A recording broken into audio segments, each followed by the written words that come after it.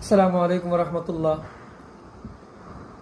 দেশ বিদেশি সকল ভাই বোনদের উদ্দেশ্যে বলছি, ফিলিস্তিনি মুজাহিদ ভাইদের জন্য, ফিলিস্তিনি ভাই বোনদের জন্য আমাদের এই মুহূর্তে করণীয়টা কি, সেই বিষয়ে দিয়ে একটি কথা বলবো ইনশাল্লাহ। সেই কথাটা হচ্ছে, আমাদেরকে এখন এই মুহূর্তে আমাদের করতে হবে, এক নম্বর কাজ হচ্ছে আমাদেরকে তাদের জন্য দোয়া করা। মা বোনরা আমরা যারা কিছু করতে পারতেছি না, আমরা তাদেরকে অন্য কোনোভাবে সাহায্য সহযোগিতা করতে পারতেছি না, অস্ত্র দিয়ে সাহায্য করতে পারতেছি না, সৈন্য দিয়ে সাহায্য করতে পারতেছি না, এরকমভাবে নিজেরা যাওয়ার মতো কোনো অবস্থা নাই। এই মুহূর্তে আমাদের জন্য করণীয় হচ্ছে আমরা তাদের জন্য দোয়া করা, নামাজ পড়ে দোয়া করা, চোখের পানি পালানো, আল্লাহর কাছে সাহায্য চাওয়া তাদের জন্য, এবং বিভিন্ন খতম পড়ে তাদের জন্য দোয়া করা।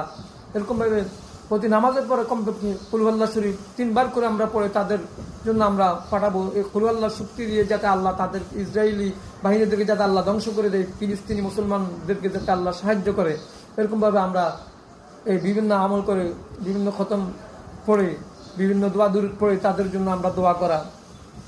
আর যাদের সাধ্য আছে, সামর্থ্য আছে, ফিলিস্তিনে যাওয়ার মতো যাদের সাধ্য আছে, ফিলিস্তিনি ভাইদের পক্ষে লড়াই করার মতো যাদের সাধ্য আছে, যেমন আমাদের বাংলাদেশ সরকারের সাধ্য আছে, তিনি শূন্য পাঠানোর মতো তিনার অবস্থা আছে, তিনি অবশ্যই শূন্যটা পাঠাইতে পারেন, বাংলাদেশের পক্ষ থেকে শূন্য তিনি পাঠাইতে পারেন অবশ্যই। এরকমভাবে তিনি আমাদের বাংলাদেশ সরকারের কাছে অস্ত্র আছে, তিনি অবশ্যই অস্ত্র পাঠাইতে পারেন এই ফিলিস্তিনি ভাইদের পক্ষে, ইসরায়েলের বিপক্ষে লড়াই করার জন্য শূন্য অস্ত্র দিয়ে সাহায্য করা, ফিলিস্তিনি ভাইদেরকে সাহায্য সহযোগিতা করা, সঠিক পন্থায় তাদের জন্য টাকা পয়সা পাঠানো তাদের জন্য দায়িত্ব, তাদের কর্তব্য। এরকমভাবে আর যারা যেতে পারতেছে না তারা আমরা অবশ্যই দোয়া করতে হবে। এরকমভাবে আমরা বিভিন্ন জায়গায় বিভিন্ন মিছিল মিটিং যেগুলো আমরা করতেছি, সেগুলো দিয়ে একটু হয়তো স্বাভাবিক আমাদের মনের তৃপ্তি হবে, মনের যে একটা আক্ষেপ আবেগ, সেটাকে কিছুক্ষণের জন্য আমরা আবেগটা প্রকাশ করা হলো, কিন্তু বাস্তবতা মানে ফিলিস্তিনি ভাইদের এবং মুজাহিদদের কোনো ফায়দা তেমন বেশি হবে না।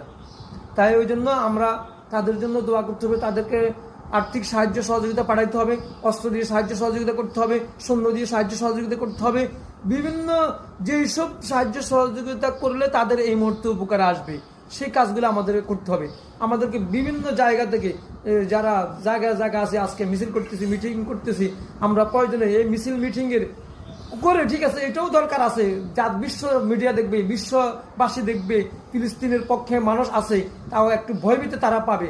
এর পাশাপাশি আমাদের করতে হবে তাদের জন্য টাকা পাঠাইতে হবে। আমরা জায়গায় জায়গায় যেরকম বন্যা কবলিত মানুষদের জন্য আমরা টাকা কালেকশন করেছি, টাকা কালেকশন করি আমরা তাদের জন্য পাঠানো, প্রতিটা জেলা থেকে, প্রতিটা থানা থেকে, প্রতিটা গ্রাম থেকে, প্রতিটা স্কুল কলেজ ভার্সিটি থেকে, প্রতিটা শিল্পপতি ওই ফিলিস্তিনি মা বোনদের জন্য, ফিলিস্তিনি মুজাহিদ ভাইদের জন্য টাকা পাঠানো অবশ্যই আমাদের জন্য একান্ত ফরজ মনে করতেছি।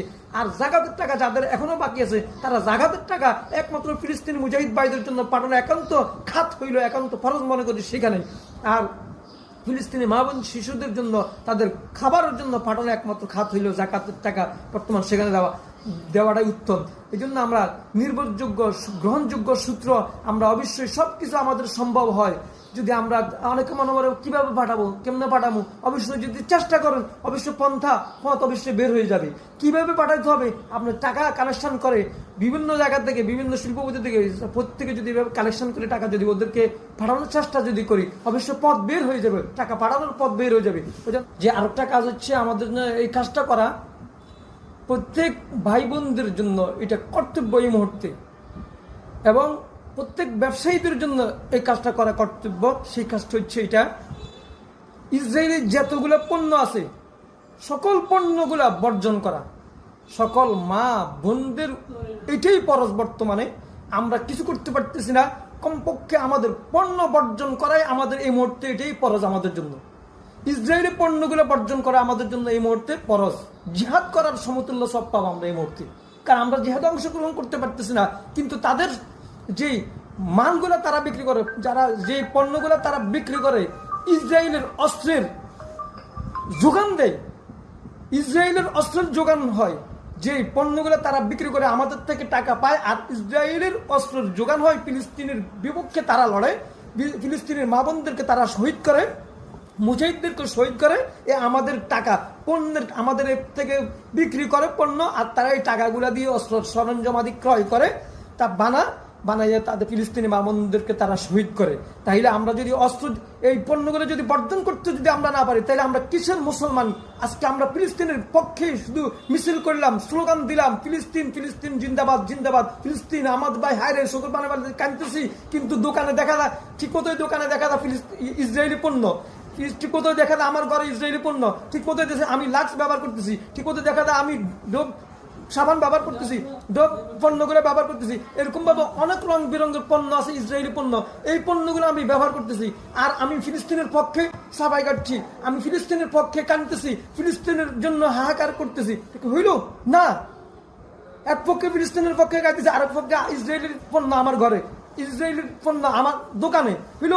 ওই জন্য আমি প্রত্যেক মুসলমান ভাইদের উদ্দেশ্যে বলতেছি, এই জন্য ফিলিস্তিনের পক্ষে আমাদের জন্য একান্তই দাঁড়ানো কর্তব্য হচ্ছে এভাবেই ইসরায়েলের পণ্যগুলা বর্জন করা, ইসরায়েলের পণ্যগুলা দোকান থেকে বের করে দেওয়া, ইসরায়েলি পণ্য বিক্রি না করা, ইসরায়েলের এজেন্ট না হওয়া, ইসরায়েলি পণ্যের কারখানা যা আছে সবগুলা বন্ধ রাখা আমাদের এটা ইমানের দায়িত্ব।